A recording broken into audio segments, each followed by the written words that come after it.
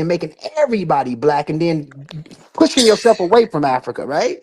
So when you really study it, and you study him and W.D. Du Bois, and you study the NAACP, what happened between them two, Marcus Garvey had his own personal agenda. He got involved in money laundering and different things, and people know that history. But when you start studying NAACP, what we had already in America, the Africans in North America, African Americans, we were more about integration, getting education, getting absorbed into society, and not just putting the idea of race first, because race first is not an ultimate reality, especially when the race that we represent globally isn't together collectively. Never was. That's why a lot of us is in the situation that we are in. America is only 248 years old. And when you know that America is 248 years old and you live in a multicultural society like America that is predominantly white and African Americans make up 14%, I think it's 46 million of us, it's impossible for us to be banded collectively to say, hey, we want to be just one thing, this one black thing, and this one government. Integration is what you have to do in this world, especially a society that's driven by capitalism and a new world market that's based off numbers. You can't be like, okay, because in Africa, there is no such thing as pan-Africanism. So the idea of pan-Africanism is beautiful as an idea, but it's not a reality. The government, well, like what benefits me in this country wouldn't benefit me if I go live in Nigeria or if I talk about staying in Nigeria, Ghana, or Sierra Leone. We have our own governments, we have our own things going on, and it's driven by two different systems. So when you study W.D. Du Bois and you study Ida B. Wells when they created, when they had the NAACP, the standards that they had over here in that setting was much more better when you understand education, integration in a multicultural society that was in, even though we were rejected in the earlier phases of North America. And in some cases, some people may still look at it. But it makes better sense to be in an institution when it's not fully you, and also to force yourself to be put or pull yourself in a collective based off race wouldn't make sense. Now, and I'm not saying, Marcus Garvey idea of Pan-Africanism wasn't a beautiful idea, but it's not a reality, and it'll never work. I mean, people in Ghana don't care about what people in Nigeria is doing.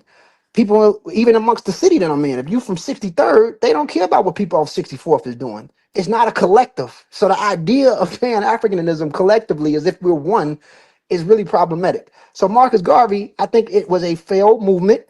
And I think he had his own personal stuff going that's a little bit distinct in the African Americans that we had with NAACP.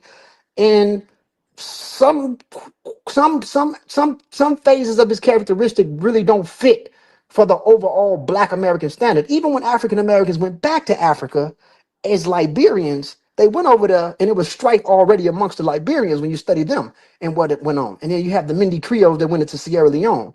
So we already have our set ethnic group and our set bracket that forms African Americans, or I say FAA, foundational African Americans, and some people say foundational Black Americans. But we already have a set standard that's distinct from population groups back home on the continent. Yes, it's the mother continent, but people got their own setting and their own thing and their own stuff.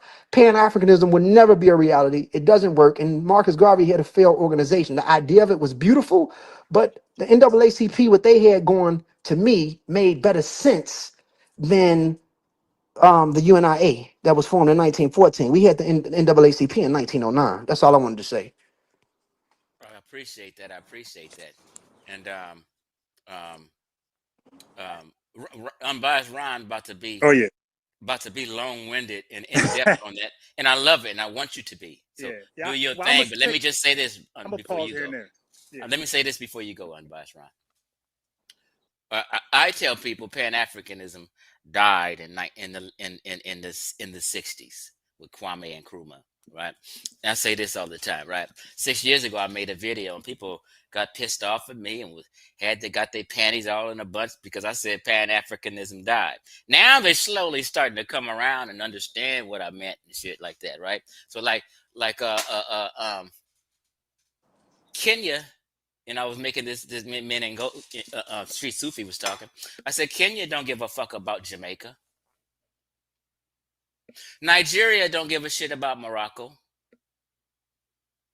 Uganda don't give a shit about Haiti. Nor do they give a shit about Black America. Everybody has their own country, their own agenda, their own problems, issues, and things like that. Nobody gives a damn. And on top of that, before you go, Ron, there's no committee. There's no Pan-African committee. There's no Pan-African leader. I mean, who you talk? When was the last Pan-African meeting you went to? Or have you ever been to one? Nope. I'm 55. I've never seen one. It's all a fantasy and something that sounds good. It makes you feel good, like pan-Africanism, all Africans, all throughout the diaspora. Yeah, it's just some feel-good talk. Something for cats to, act like you really got something going on and together. That's all I want to say. Go ahead, Ron. Chief X, can I say something before, brother Ron? Unbiased sport, both of you guys. Can I say something real fast before? Yes, sir. Um, so I just want to add on to what Chief X said. That's absolutely right. Listen, I see people in the chat. African Americans are Americans. You don't have to identify with African if you don't want to. We are just as American as any other American. And yes, white Americans are not identified as European. They are Americans. And it's the same thing with African Americans. But here's the thing about America. Within America, because we live in a country that's based off democracy, you can call yourself whatever you want to call yourself. So the whole thing is that you have Irish Americans, you have Polish Americans, you have Italian Americans, and they still recognize that. But overall, they are Americans. And some people just don't want to identify as those things, and that's okay. African American only exists within America if you choose to call yourself that. If an African American and a white American, or go to China, they're going to have more in relation to one another, amongst one another, than the Chinese citizens or a Nigerian that lived in China. The white American and the black American are going to look at themselves like we got more in common than a British immigrant over there or a Nigerian immigrant over there. They're going to have more in common. And the Nigerian tends, I'm sure, because a lot of them go to the UK before coming here, they're going to have more in common with the British than they will with the African American or the black American. So American is an American, and American way is the American way. So yes, if you choose to call yourself just American, that's fine. But at the end of the day, in America, they have this game, this bracket game that's still being played with a lot of people. When they see you, they call you black, and they call you black because what? Because people who descend from sub-Saharan Africa. Black just don't exist, or I'm just saying, for those who, if you people can disagree, black just don't exist for the African American. People on the continent that's sub-Saharan Africa, African, is also classified as black. When they go to the UK, the black Brits, a lot of these people are Afro-Caribbeans, and some of these people are Nigerians and other West Africans. Black is a racial cluster, even though you can say it's a social construct, but the bracket still exists. The nomenclature still exists. When it comes to race, they are labeled as black, even though they have their own personal ethnic groups, the same way an African American, as an American overall, he has his own ethnic group within the American nationality. So yes, we are fully American. That's 100% correct. But if you choose not to call yourself African, you don't have to. But within America, when people see you, and majority of America is 75% is of European descent, primarily white. The rest, you have the Latinos, and a lot of them have their own racial classification between Afro-Latino and white Hispanic. If you look at the news, the racial classifications, they also help add on to the white population. And there's nothing wrong with that. That's just the dominance of society.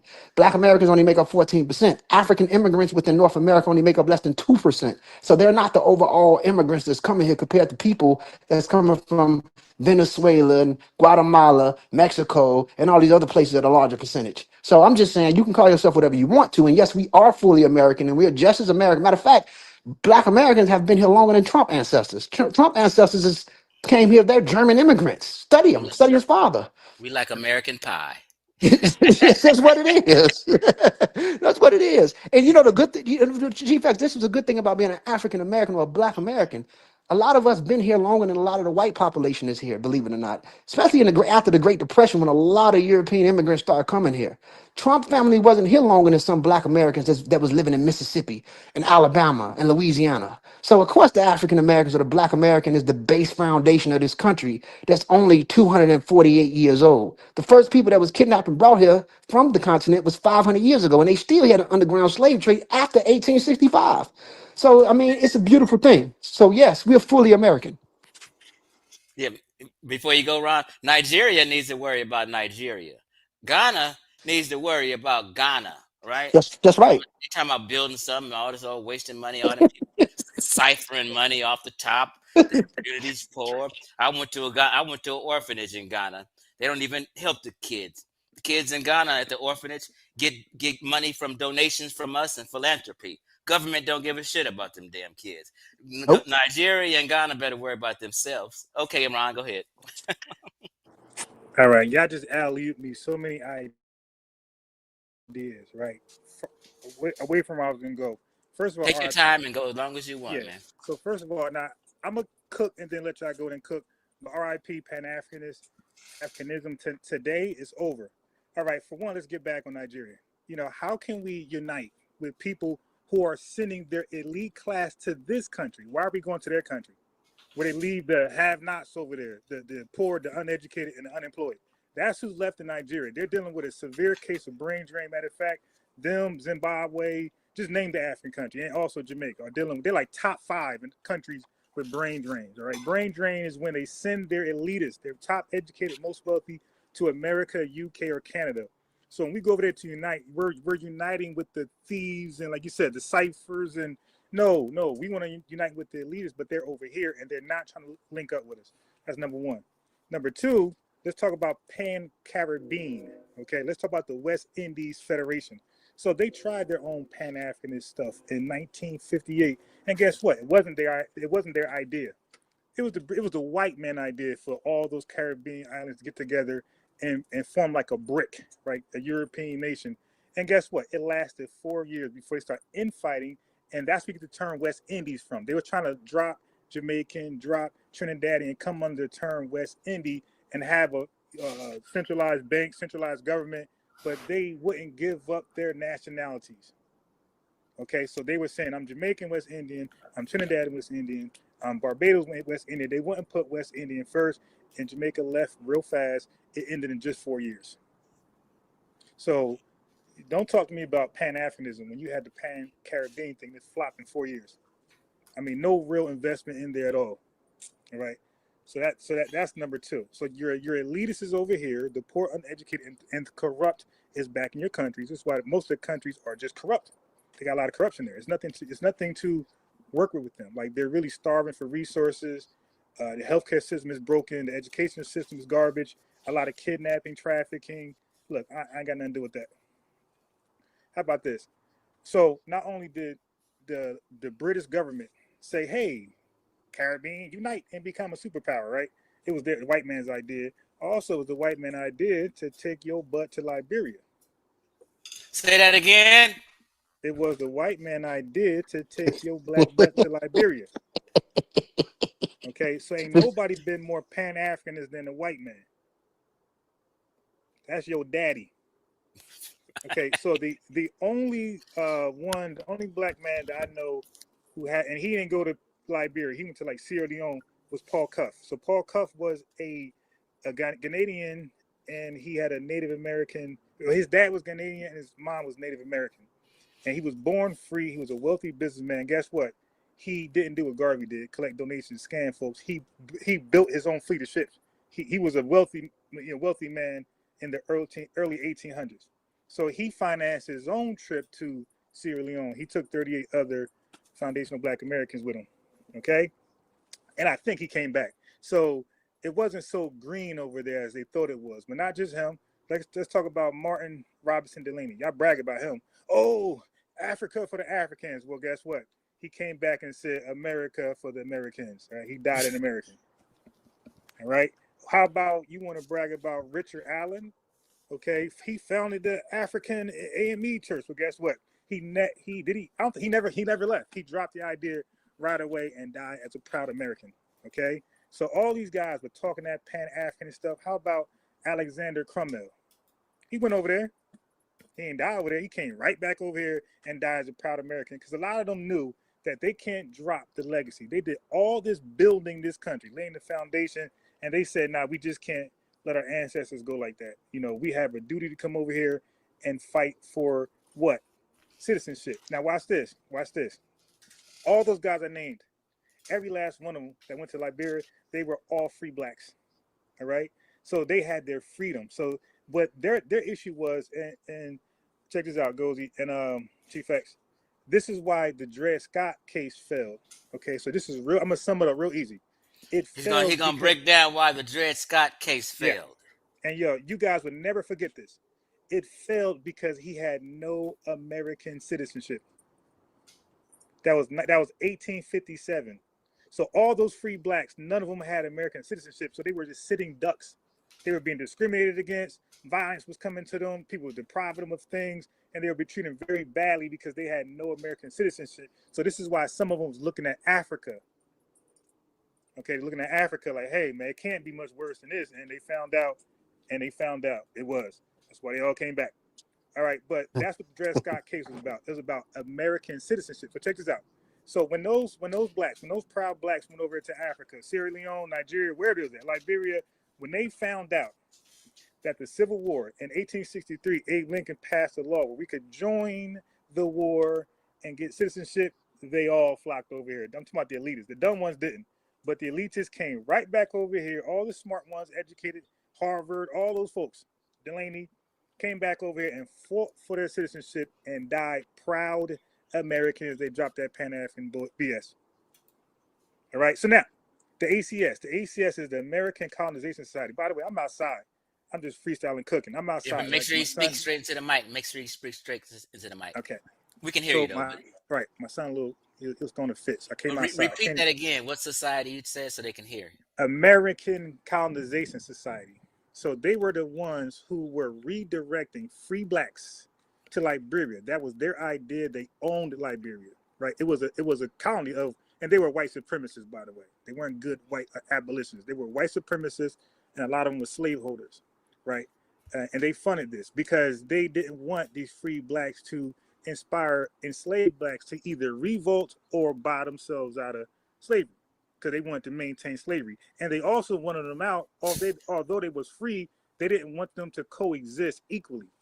So they never had equality, in the bag for them.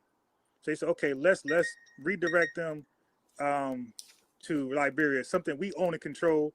And they end up funneling. They end up by helping. Now they had a whole organization where they helped pay for enslaved blacks to get out of slavery, and others, but it was contingent on going to Liberia. Other enslaved people were manumitted on the basis of going to Liberia. And guess what? And Ngozi, they didn't have a choice. Hey, go to Liberia, the free blacks, go to Liberia or go back to slavery. And that's what they was faced with. So a lot of them just went off just off Did you know that? Did you know that Street Sufi? He said they go to Liberia or no. remain in slavery. Yep. No, I had no idea that. That's crazy. Yep. No. Go back to, this is the free blacks. Go to Liberia or go back to slavery. And this is how they was able to get 12,000 to 15,000, American blacks over there to, or you could say the free blacks over there to Liberia. And then they was called the Americo, what they call them? Liberia. Amerigos. Yeah, Amerigos, yeah. Now watch this. Why do they call themselves that? Because they understood, like we understand today, that they need a unique identifier in Liberia from everybody else. So that's how they came with that name. They knew it was important to be called something unique from everybody else that was in the land. Okay, so that's what happened with them. And they were, they had their problems over there, corruption and things like that. But the idea, the most successful Pan-Africanists were white supremacists. They got 15,000 over there. Marcus Garvey got what, 2, 3? And look, so this answers the question, why did Marcus Garvey link up with the Klan? And I'm saying because Marcus Garvey seen the Klan as a modern version of the ACS. He felt like they had the money to help fund this ship crazy idea to get black folks to Liberia. Why did he choose Liberia? So he already understood what was going on with the ACS. And he's seen them as a big body of, white folks who desperately want to out of the country, like the ACS. So let me work with white supremacists like the ACS who want black people out the country. So I'm going to drop the mic on that and let y'all cook, and I'm going to come behind. So I didn't know this until maybe about 3-4 years ago, Street Sufi and Unbiased, that I was reading a lot of them stories. I don't know if you touched on this just now, but the Black Americans, would you say they called them Amerigos on Street Sufi? Yeah. Okay. So the Black Americans that went over to Liberia, eventually a lot of them began to enslave the indigenous Liberians that were already there. Like, can you imagine you leaving America up out of slavery, then you go over there and enslaving other people? Like, so This is why I be saying, like, if West Africans and Central Africans had ships that were able to sail to other places and cross large body oceans, oh, they would have been enslaving people too and putting niggas on ships. Don't trust and believe. When black Africans would have been putting folk on ships, whether they was white, Arab, whatever, they would have been practicing slavery. Because guess why? Because they was already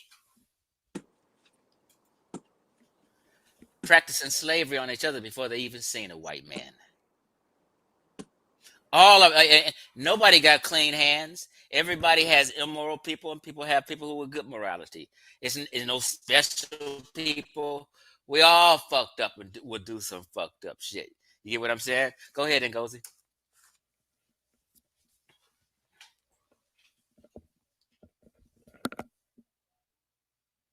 I don't know if you muted yourself or what, Ngozi. You took off for a minute. What do you want to say about? We can't hear Ngozi right now. Unbiased. What do you think about blacks enslaving others out there?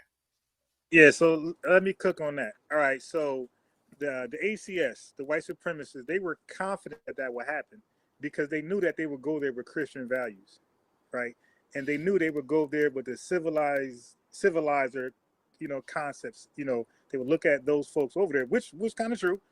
They were living like more of like a gather hunting, barbaric lifestyle. So they knew that the free blacks would go over there and try to, work with them. But some of them felt like they were not on their level because they were highly. Some of them, for some of the free blacks, were highly Harvard. We're talking about Delaney was a Harvard graduate. So these guys are highly skilled. These are the first talented 10th. I think Alexander Cromwell is what inspired W. Du Bois to do the talented 10th, because he was talking about bringing an elitist class to Liberia to civilize. And even Richard Allen said he went to civilize the indigenous people in Liberia. Hey, could you guys hear me now? Yes. Yep. Yes. So I don't want to cut your wisdom, brother. So I just want to make sure I can be heard. Okay, I want to add on. What Chief X said was right, and what you just said, what I caught on the last end was definitely on point. It's kind of like it's crazy or stupid for a African American or a Black American to leave, give up his citizenship to go to undeveloped countries, especially where you have countries that already have natural scraps already, right? Or stripes going on amongst them. Nigerians speak over 500 languages and they don't see each other the same ethnically. You have multiple ethnic groups there. So it's not going to ever be a real kumbaya when it comes to a Black American movement to the continent of Africa, and he's going to live peacefully. You can see that with some African Americans that move to Ghana, that push back. You can see something with some of the African Americans that move to Gambia, the poisoning of a few elder ladies over there when they poisoned them. You can see it with African Americans that move to Kenya. These people don't even see each other as a single ethnic group. In Africa, the portions that we come from, sub-Saharan Africa, they were never unified as a people. Even if you study the ancient Bantu expansion that happened a long time ago from Cameroon, and they started to go into different portions of East Africa and South Africa, they wiped out a lot of groups that no longer exist and got absorbed into newer and created these newer clusters amongst them. So what I'm saying is that we do not come from a kumbaya population. An African American represents a confederation of different ethnic groups that was merged together in the new world, that lost its ethnic clans and had no other choice but to be branded as black because that's all we had, because that's what they seen first. So you're no longer the Yoruba, you're no longer the Ashanti or the Khan, the Tikar, the Bemelike, the Pula, the different groups that were taken. You have a new identity in a new ethnic group that was set in a new world. And to be honest with you, in the diaspora, African Americans have a set cluster. It's 46 million of us as a single ethnic group. So it doesn't make sense for Black Americans or African Americans to go back to a continent where there's already division going on. Their governments does not benefit us. When you deal with environmental changes, when an organism goes to another place after it's been somewhere for 500 years to 400 years, organisms tend to die quicker. So if you think you're going to go somewhere in an environment and you're not suitable for the environment because you've been in a place like California, New York, or Chicago, or Detroit, or wherever you at for so long, and you think you're gonna go over here and it's gonna be a kumbaya. You have a lot of stuff that go on. We have a lot in the medical industry over there is horrible. You can't get medication. It's underdeveloped. It's a lot of things and qualities about over there that's problematic to a person that's been in America for a very long time. So I think it's very beautiful for us to embrace America. It's pros to this country and it's pros to being an American. So that's all I wanted to say. Go ahead, Unbiased. Yeah, let me cook on Garvey. All right, so Garvey was a clown. All right, and Uh-oh. yeah, They Garvey gonna was a get you. They clown. gonna get you, Unbiased. Nah, Man. they won't dare Unbiased say what. Ron, they gonna get your ass, man. Yeah, they won't dare. I've been chasing them, by the way. I've been in their spaces, on their videos, chasing them. I got one guy to pull up and he got cooked. So I've been chasing them. Brother Reggie don't even want to talk Marcus Garvey with me. All right. So anyway, Marcus Garvey, a scam and fraud. First of all, he came over here with something we were not even thinking about. You know, if you go back to Frederick Douglass said, he said, our sweat and blood was in this country. We are proud Americans. So when he reached out to Booker T. Washington, well, guess what? This is what they don't talk about. Booker T. Washington was a proud American. He believed in building things in America and staying here. He didn't believe in fleeing the country and trying to start all over, like Ngozi eloquently stated. So Marcus Garvey came with an idea that was foreign to our black leadership at that time. This is what he cooked on them. So when he came and started selling his fraudulent stocks, because he has background at a printing press in Jamaica, so he knew how to forge some stuff. So he comes over here with unlicensed stocks, illegitimately selling stocks, and guess what? He got fined for that. He got fined for selling unregistered, unlicensed stocks, $100. At that time, I believe it's like 10,000 now, considering inflation. So he was penalized for being a fraud with stocks. Okay, so this is what he did. He came over here and he was pitching ideas, these beautiful Dr. Umar large school, projects that was nobody can do. Hey, I'm gonna bring you guys back to Africa, to Liberia, because the white man is just so terrible. But meanwhile, people like A. Philip Randolph is over here conquering and winning labor rights and union rights and child labor acts. So they're accomplishing stuff in America, and they're gaining ground, right? They're trying to get equality, equal wages. They're doing real activism work. A. Philip Randolph is the father of the civil rights movement, right? He mentored Dr. King, by the way, and he spoke at Washington. Anyway, so he came with that message, and guess what? He linked up with them. He linked up with A. Philip Randolph, W. Du Bois, and other leaders. He didn't link up with Booker T. Washington because he had already passed away. But he didn't come with Booker T. Washington message about building something in America, being highly skilled and great. That's not his message. His message was, let's get on ships, let's flee the country entirely, and let's forget about what your ancestors did. Forget about the stuff that's owed to you for cheap labor, free labor. Forget about convict leasing, the pianist system. Forget about the HOLC. Forget about the Social Security Act, GI Bill. Forget about 1862 Homestead Act for white folks. Forget about all welfare, ADC, AFDC. Forget about all that stuff which locked you guys out of wealth for 100 years. Forget about all that's due to you. Just flee, because he has no ties. So it was easy for him to do that. But we were not thinking like that. We were trying to build something here and then be left alone and be respected under the constitutional rights and our state laws, right? So that's what we were fighting for, largely. So when he came with this weird idea about fleeing the country, they charged him with, our leaders, our intellectuals, charged Garvey with suckering the masses, right? The unintellectuals, which is kind of easy to do. You can do it now, right? You can do it now. Like, you usually scam the people who don't know better. The people who are smart with the type of, self-worth don't fall for scams. But the vulnerable typically fall for the scam. So they charged Marcus Garvey with that, taking advantage of people, hard-working money. Now, you want to brag about Marcus Garvey businesses? Stop, because he bought the businesses with the stock money, the so-called stock money. He didn't have no separate income. He bought the business with the donations? Yes. Yes. Yes, he did. Okay. Yes, he did. Unbiased, So this, unbiased sport. Can I ask you a question? Is yes, it there's I don't know if it's a rumor or not, but there's something about he had a lady killed. Is that true? Do you know anything about some woman being killed or getting killed by him? I haven't came across that, but what I will say that his squad was known to be violent goons. Yeah, yeah. He had a bunch of thugs. Yeah. Yeah, yeah, they will definitely put pressure on you. They was putting pressure on W. Du Bois and other folks. Yeah, but they did put hands on feeding people.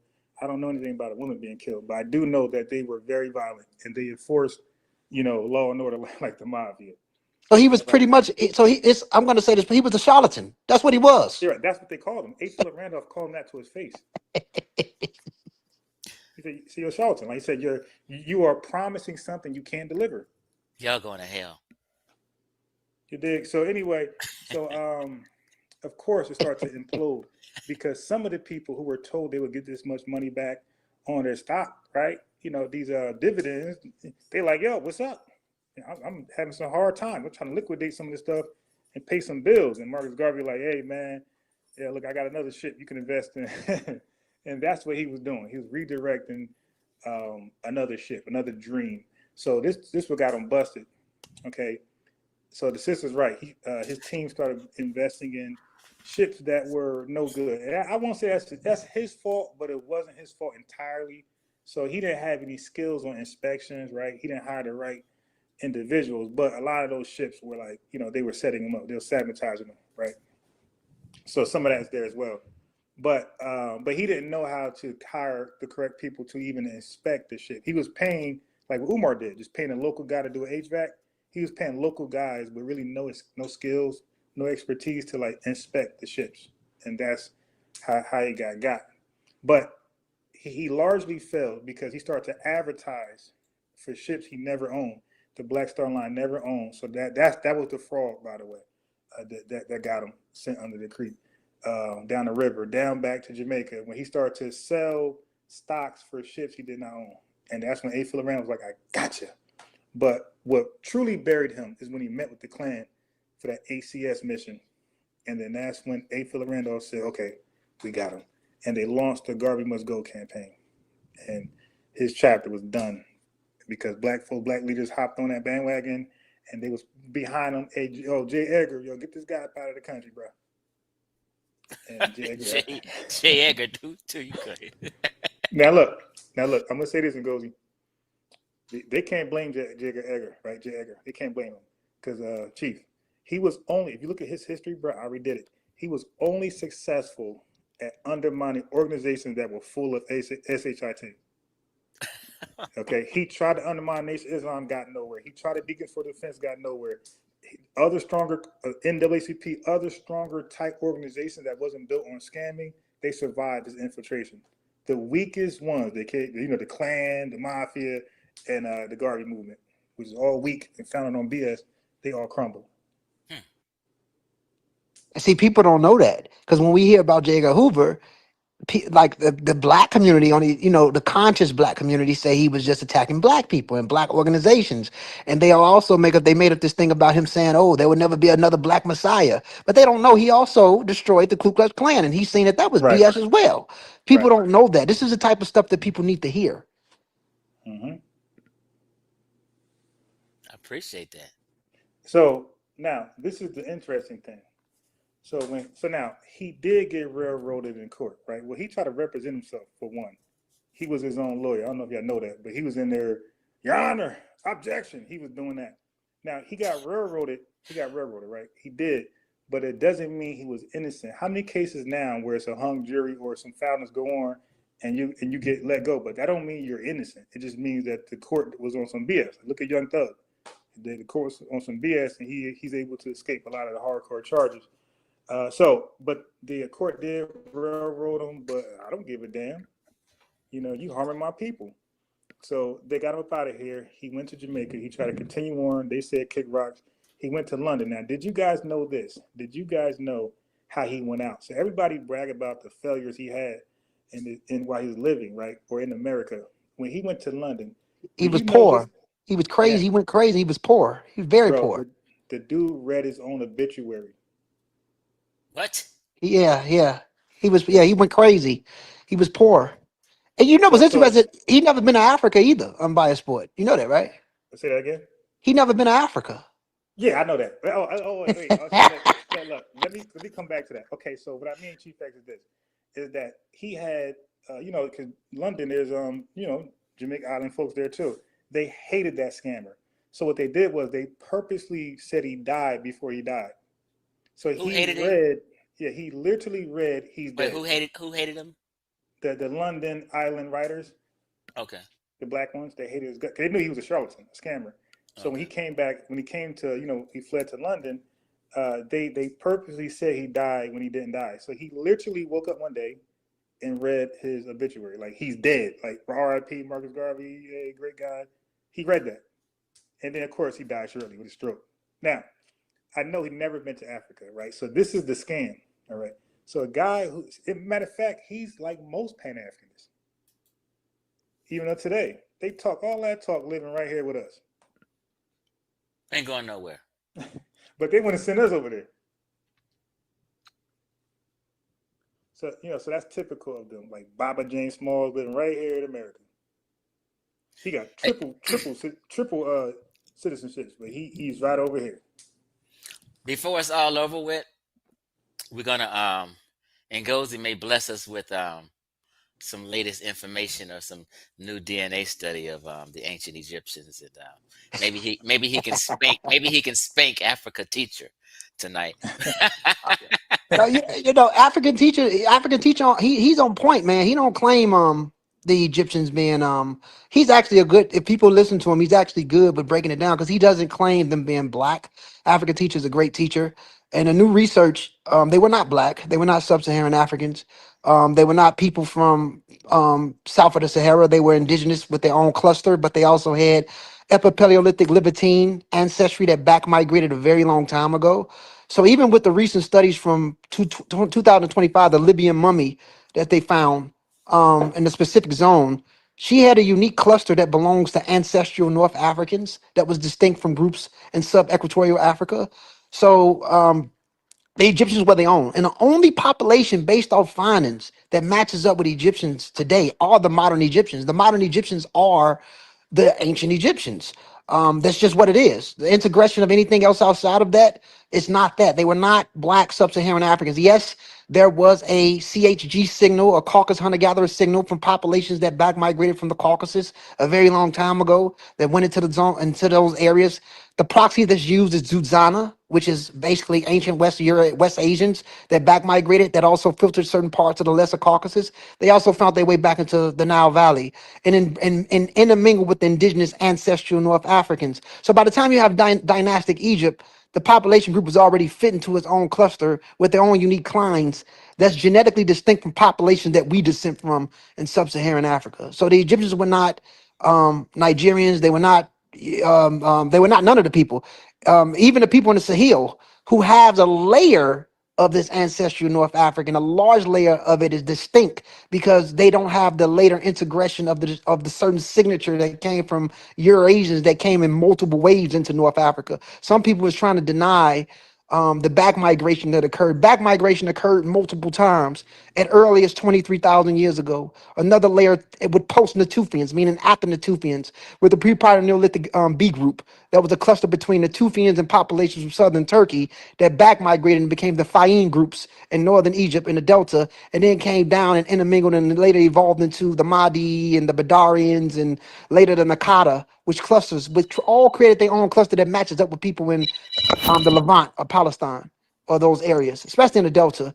So the closest proxy to ancient Egyptians at a specific time period, especially early dynastic, would be Bedouin B groups, and those Bedouin B groups fall in line with populations of Socotra and Yemen and places like that compared to population groups in sub-equatorial zones of Africa. So when what they classifying as certain layers of West Asian is actually ancestral North African that went through a further genetic drift at a certain time. So the new findings and new discovery only shows that the modern Egyptians is closer to the ancient Egyptians. They only have an 8% increase of specific sub-Saharan African, but the 8% increase is distinct from the earlier motor signals that were there at lower percentages, even though their overall DNA composition fits in line with North African Libertine. And I think it's better to say that. Thank you for that, Street Sufi. Peace. Unbiased, what do you want to touch on? So I just want to circle back to just real quick, Carmelo Anthony. So like this is a rule of thumb. 'Cause I feel like a lot of this stuff are learning lessons just for us in the future, right? So I just would say, just this is a real, true, heart to heart. If you find yourself bringing a knife to a fist fight, you need to really think what you're doing. If you find yourself bringing a gun to a knife fight, you should really rethink what you're about to do, because what you're about to do is use deadly force. That means ain't no coming back, and you better make sure that that's self-defense according to your state, because each state self-defense is different things, right? But you want to just make sure screen, so if somebody's attacking me and I got no chance but to defend myself in a violent, deadly way, I'm going to make sure witnesses hear me. Hey, leave me alone. I'm going to make sure, so when they start asking folks, they get my account and not somebody else's. Yeah. And is it worth it? It is getting out of your seat. Think about this. Hey, get out my seat, or go over there. And I got a knife in my bag. Again, this is going to be a possible deadly attack. Like, is this deadly attack worth this guy punking me out of my seat? Ngozi and Unbiased. Why? Shout out to Dr. Turner. That's my homegirl. Kisses to you, Dr. Turner. Hey, Ngozi and Unbiased. What do you think the psychology is behind him running and throwing his knife? Like, this is like his own personal knife. To do that and then run and throw your knife. What would make somebody do that? What would y'all think? I mean, Okay. he was guilty. I mean, he was scared. He was guilty, and he ran and tried to throw it. I just see a person. I think it was murder. It was premeditated. I mean, he did it. He tried to run. He knew he was bogus. Okay. I would say that that's not throwing your knife. That's not admission of guilt. I can give you cases where people did do that. They hid their gun and they still got a self-defense awarded to them. So that's not so uncommon, to get rid of the weapon that caused it. That happens sometimes. Any self-defense claims. I watched I said, you know what, let me, we say listen to the experts, Street Sufi and Unbiased. Yeah. It's the same thing with law. You know what I mean? So I then went on and watched at least 10 different lawyers react, and 100%, all 10 was like, they just don't see no way out that he's gonna get off. You know what I mean? He's Right. gonna either do time for murder or manslaughter. So like I just don't understand. Now I understand, so like I understand caring about the kids. I care about the kid. But rest in peace to the kid who died. I hope the black kid, you know what I mean, turns his life around and end up doing the right thing. But um, I forgot my damn point. Shit. I just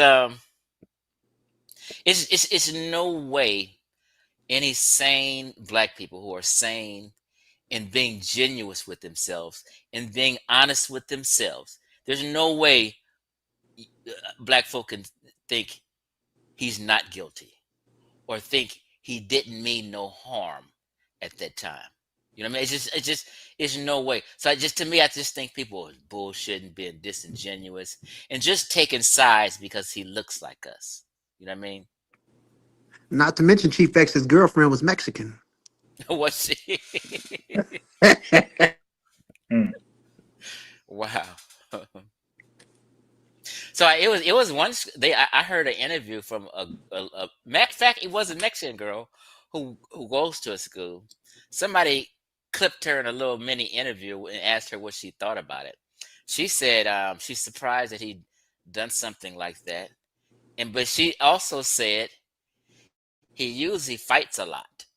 Shit. I said, so he is a tough guy, be got a chip on his shoulder and want to challenge people. That's exactly what she said. He liked to fight. Yeah. So for me, if it goes to trial, hey, look. First of all, like I said before on my channel, if there's any video, I guarantee you, it's going to be a cop, plea or a drop charges, because the video is going to be one sided. It's not going to be two sided. It's going to be one side. It's going to show. It's going to show the truth on one side. It's going to be one sided truth. Video. So somebody's going to cop a plea right away, or somebody's going to drop the charges right away. Yeah, because even Carmelo Anthony's defense team was being interviewed, and they said there is video. They said there is video. They've collected a few cell phones, and there is video of the incident. But they seemed kind of nervous about that video. Yeah, Chief, this is what the video got to show, man. The video got to show this dude Austin swinging like hell on him and just missing. Right. Now that can warrant, if he has if he, that much is a size, that much of a difference. If you're swinging trying to take my head off, that can be, if you got a size advantage, that could be seen as a possible, death blow. So yeah, so you can take that knife out at that point. And but what's working for Carmelo Anthony is this.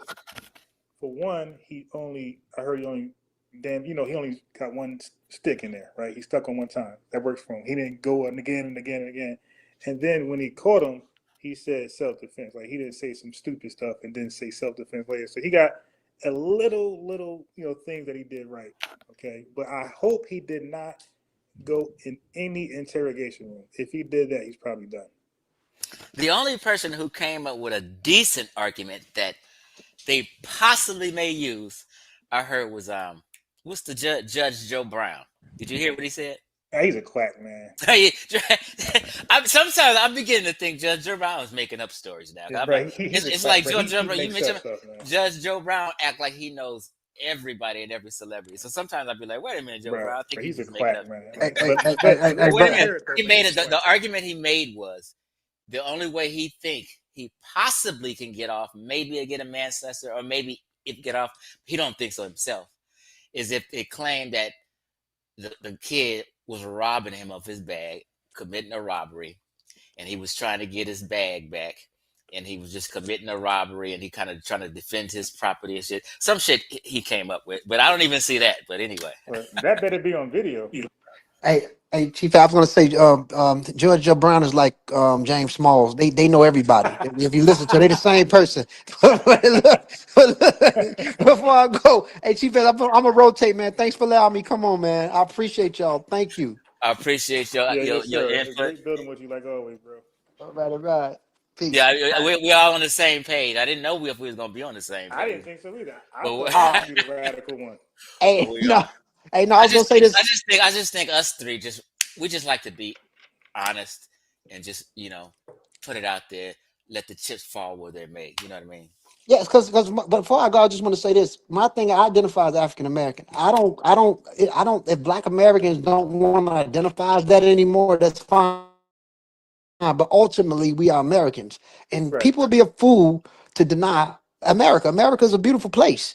I mean, we did build it. I mean, we are the foundation of the country. So for me, I'm foundational African American. But if some people don't want to identify as that, that's okay. But we all American. I wouldn't go nowhere outside this place. You like that term, Unbiased? He said, what did he say? Foundational African Americans. Yeah, I say FAA. That's me. Yeah, because I already heard Ngozi say that before, and like I said, even though I don't use that term, but like he said, the fact that he's saying American, that satisfied me. Yeah, because here's my thing. The ancestors that were kidnapped were from Africa, and not to mention, they had their own ethnic group. Those were Africans that were enslaved. But we also have to accept the people that gave them away on the continent. So when they gave them away, we're not gonna. I don't believe in being a victim. I don't believe in that. My ancestors were kidnapped and brought here, and the people that gave them away were continental Africans who already had struggles and issues going on amongst one another. They did not see each other the same. Ghanaian people sold slaves. If you study the Biafra, you study the Mandinka owned slaves. The Fulani were enslaved. A lot of Fulani people that were kidnapped and brought to the New World. A few of them. Type up on Wiki, Fulani Americans. Yoruba were enslaved. They were enslaved later. The Igbos were enslaved and brought to Virginia. So if you understand that history of the different ethnic groups that was put over here, I identify with those Africans. But am I walking around here trying to kiss Africans ASS for approval? No, Yeah. because I'm a foundational African American, which is distinct from a Nigerian American that recently come here. They're not Right, right, foundational African right. Americans. That's just Now me. look, before you go, wait, hold on. I gotta respond real fast, Chief.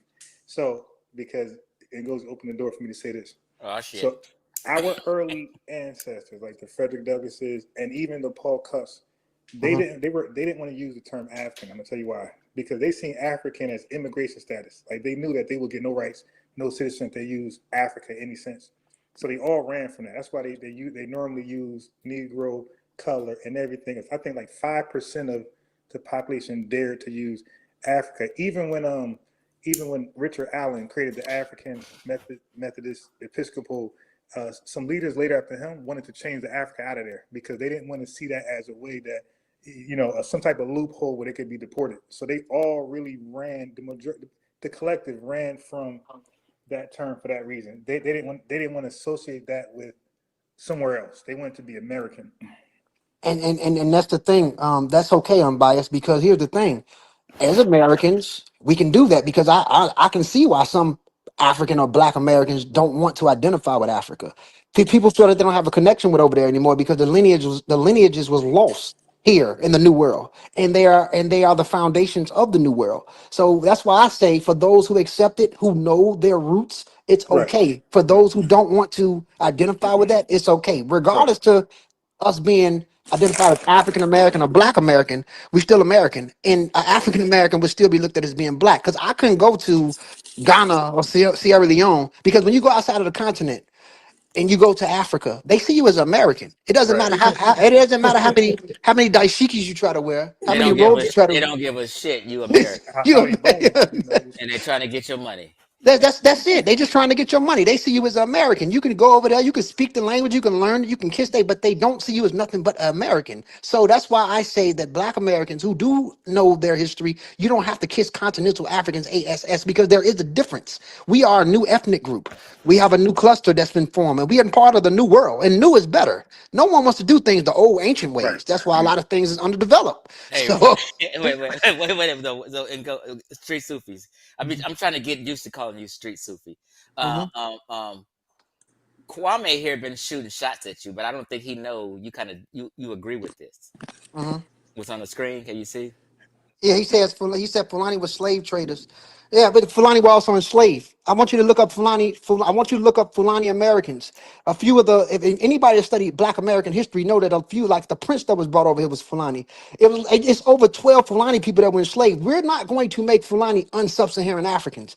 Fulani people are sub-Saharan Africans, and that's what a lot of people trying to do now because they got sharp noses and thinner faces. They're Africans. Mandinka were also enslaved. Ghanaian people were also enslaved. All you got to do, if you type up Fulani Americans and look at how many people were Fulani. Look up how many people were different ethnic groups. Those are sub-Saharan Africans.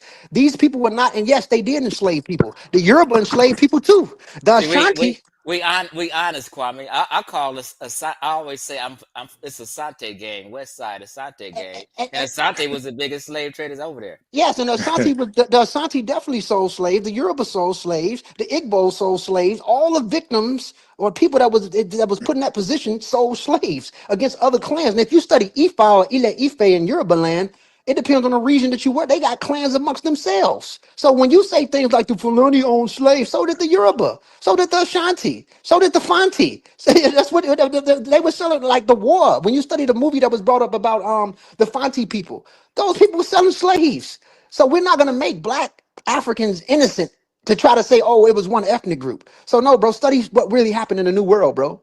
Seriously. So me and Unbiased gonna stay on just for a little bit. But you want to close out, Ngozi? Wait. Not yet. Well, hold on. Let me say one more thing. Ngozi, Street Sufi. I'm So here. back I to mean, street Sufi. back to Americo Liberians, right? So this is why they chose that name and didn't go to Liberia as Negroes in color.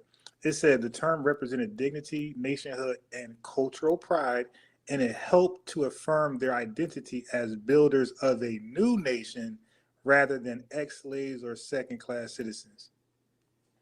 So even though so that's to like justify what we're doing over here. It's like, yo, we are, like you said, the ethnogenesis, we're a new ethnic group, so therefore we need a new name to uniquely and exclusively identify us separate from everybody else in the world. So even the Americo Liberians knew they had to come with a new name. I mean, you have to. No one would give. Look, we live in a beautiful country that's 248 years old. If we look at the countries in Africa, Nigeria is the only black country that's probably on the rise, but they still going through it. They only send the elites over here. They don't send the overall population that you see that's dirt poor, that's living in the streets. You feel me? It's very bad. When you really look at it. And a lot of them go to portions of the Western world to really prompt who they are in the sense of the greatness. Yeah, But if you look at their GPA, it's better than a lot of nearby African countries, but it's still yeah, not as eloquent as African America. And if we take pride, Black Americans, I believe, need to take pride because we have to get out of the mindset of kissing other people's butts to look for right. approval. We're not at that place anymore. We have became politicians. We have became doctors. We have invented things over here. We have became the bad guys, the good guys. All of it's beneficial. Even our drill culture is one of the most influential cultures globally. That's why you Yeah, got yeah, yeah. everybody. You got people in Ghana thinking they Chief Keef. So what I'm trying to say, They over there It's a sagging. drill culture. They over there in Ghana sagging, doing all kind of shit. that's what I'm Man, saying. So it's a beautiful thing for the creolization because we are we went through creolization. It's part of what we are, but it's beautiful to be part of a hybrid cultural society. People don't know mixed societies thrive, and it's a beautiful thing when you look at the larger thing that's going on. But when you look at other regions where they're still stagnant, no, bro. So I like being part of the new world. I like identifying as an African American, and I love being it. And I do respect my ancestors. And That's it. I'm an American through and through. I love being American. Like people was talking about the other day, they was talking about segregation and all. Listen here, family. I want to be able to go leave my house and go to a Chinese food place. I want to right. be able to go get some Greek food. I want to be able to go get some African food, some Mexican food. I love multiculturalism. It's not a bad thing to me. You know what I mean? These people be fronting. Nah, you will miss a lot of shit segregating. I mean, yeah, I couldn't eat fufu every day. I actually love Japanese food. Japanese food is good. Fufu is high in starch, and it's not good for you. High starch, starchy foods is not good for your body. So eating that every day is problematic. And there's nothing wrong with people that love fufu, but Japanese food is one of the best quality foods, and Mediterranean diet is healthy. I want to be healthy, so it's good to be in a place where I can pick, like Chief X said, my meal and say what I want to eat. You know what I'm saying? That's a beautiful thing. Yeah, and also for resources, like 'cause we got different public libraries, different courts, that has this different Walmart has something yours don't. So I want to be able to for resource. I don't want to be stuck and limited to lack of resources in my neighborhood that was purposely, defunded and targeted. So no, yeah, I want to be able to go wherever I can publicly go and not be turned around because of my race and ethnicity. You go somewhere, you go to these countries back home on the continent, because I still look at the mother continent, because I do identify my ancestors. But if you go back over, them people look at you crazy. It's a lot of like they opened up like I think in Ghana, if you guys look it up, it was African Americans that went over there and opened up a jazz thing, and the people started. I think they said they broke into it and it was stealing the people's stuff. Damn. And they were also overly pricing African Americans that went back over. They got a habit of doing that. When you're American, they're gonna Mm. overly price you. You So know what? You know what? When I was in Ghana, I met this dude from Oakland. He was over from Smash Rockwell neighborhood, and I'm in Ghana, and he's living there, right? So we on the tour, and we just rapping and chopping it up with him, and he said he was just about to open up a soul food restaurant in Ghana. And I couldn't believe that Ghana didn't have soul food restaurants. Like, no way. I said, hey, you about to make some money at this soul food restaurant. But anyway, he was like, he had two girlfriends, right? He had one his age because he was about my age. He had a girlfriend his age, and he had a girlfriend 25. He said he had to call his daughters and tell his daughters, don't come up over here. Don't come up out here hating on your daddy because he got a 25-year-old girlfriend. It is what it is. Don't come up here hating on your daddy because his Right. girlfriend was his daughter's age and shit. That's funny. and them women in Ghana is amazing. So it is what it is. Damn. It's a Ghanaian chick right now who I met out there. Got her information, everything. I want her to marry my son so bad. She's such a good girl. Man. Man. Straight up. But Yeah. So thanks, Chief. you want to Thanks, close Chief. out and say something, Ngozi, before you go? No, hey, I just want to say thanks for allowing me to come on. And peace to you, Unbiased. Thanks, Chief Yeah, X. peace, Thanks, man. thanks to the whole panel. We'll be doing a show soon. Me and Chief X on Egypt, so we can break down some of this stuff. And I really appreciate y'all for allowing me to come on. And yes, my name is Street Sufi now. So Street this is Sufi. this is the conversation you wanted to have. I appreciate Yeah, y'all. Thank you. I've been wanting to say that for a long time. Call him Street Sufi now, not Ngozi. Yeah, a lot of the old things that we went through in the past was part of the evolution of where we need to be right now. It doesn't work. A lot of that doesn't work. And we want to have more. We want to have more people that's more interested and educated in this stuff to lead people, not just a specific, but everybody to the right direction of seeing people that can talk intellectually in an educated sense and whatever. So this is the whole thing now. This is my wave. I'm trying to motivate people that really want to learn and that's interested because I like teaching. So that's just what it is. So this is the new wave right here. And I appreciate y'all. I appreciate you, man. Yes, sir. Peace Appreciate and you as love. well. Peace.